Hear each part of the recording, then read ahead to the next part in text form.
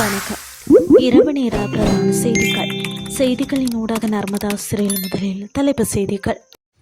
அரசியல் அமைப்பிற்கு அப்பால் அதிகாரம் பயன்படுத்த மாட்டேன், ஜனாதிபதி அனுர உறுதி. ரம்புகணி மாவனெல்லை பிரதான வீதியின் சுரங்கப்பாதையின் புனரமைப்பு பணிகள் இறுதிக்கட்ட. இனி விரிவான செய்திகள். பதவிகளில் அமர வந்தவனல்ல, நான் பதவி விலக தயார்.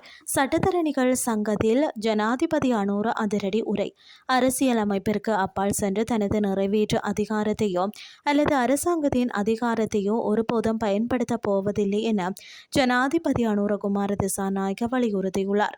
இலங்கை சட்டத்தரணிகள் சங்கத்துடன் நேற்று இடம்பெற்ற சந்திப்பின் போதே இவர் இதனை குறிப்பிட்டார்.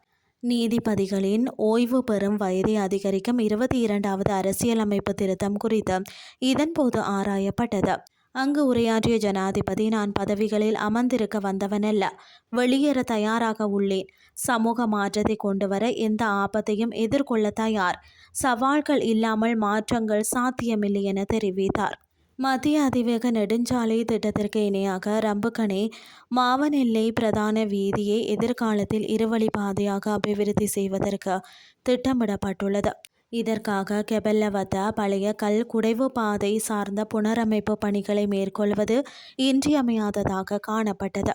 தற்போது புகையிரத போக்குவரத்து இடம்பெறாத காலப்பகுதியை அதற்கானதொரு வாய்ப்பாக பயன்படுத்தி ஆரம்பிக்கப்பட்ட கட்டுமான பணிகள் தற்போது இறுதிக்கட்டத்தை எட்டியுள்ளன. இனி வெளிநாட்டு செய்திகள்.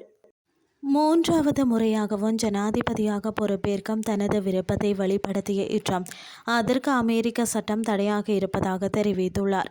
இது குறித்து ட்ரம்ப் கூறியதாவது, எனக்கு மிகவும் விருப்பம்தான்.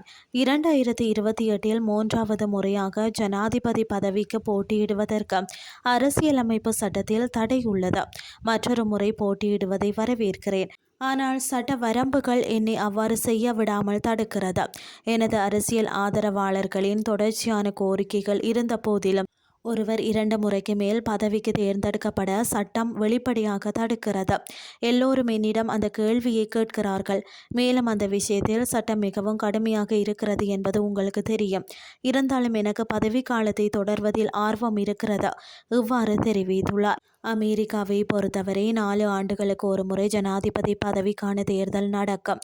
அரசியல் அமைப்பின் 2வது திருத்த விதிகளின்படி எந்தவொரு நபரும் 2 முறைக்கு மேல் ஜனாதிபதி பதவிக்கு தேர்ந்தெடுக்கப்படக்கூடாது. செய்திகள் யாவும் நிறைவடைகின்றது. காலை 8:30